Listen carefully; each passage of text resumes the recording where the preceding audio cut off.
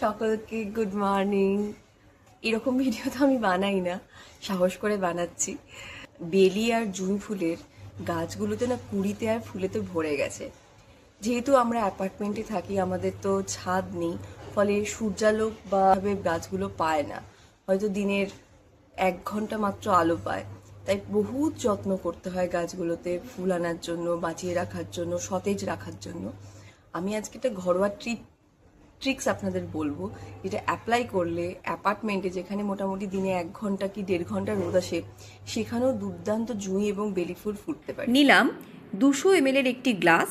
আর মূল যে উপাদানটির কথা বলছিলাম সেটা হচ্ছে কফি। কফি আসলে মাটিকে আম্লিক বানায়। বেলি এবং জুঁই ফুলের গাছ আম্লিক মাটিতে সবথেকে বেশি ভালো হয়। কফির গুঁড়োতে থাকে প্রচুর পরিমাণে নাইট্রোজেন। সহজ কথায় বলতে হলে নাইট্রোজেন হলো গাছের প্রোটিন শেক। এটা দিলে গাছ দ্রুত যেমন সবুজ হয়ে ওঠে, আরও অনেক নতুন ডালপাতাও বেরোয়। যত বেশি ডাল তত বেশি ফুল আসার জায়গা। আর কফিতে নাইট্রোজেন ছাড়াও থাকে পটাশিয়াম আর ম্যাগনেসিয়াম, যেগুলো গাছকে ভেতর থেকে শক্তিশালী তো করেই, আর গাছের পুষ্টিও বৃদ্ধি করে।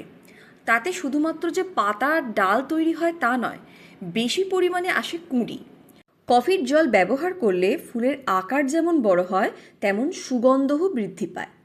কফির জল বা কফির গুঁড়ো দুরকমভাবেই মাটিতে ব্যবহার করা যেতে পারে।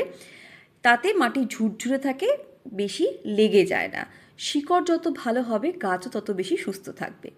কফির জল প্রতি 15 দিন অন্তর ব্যবহার করা যেতে পারে, আর ব্যবহার করার পর একটু বেশি মাত্রায় জল দিতে হবে।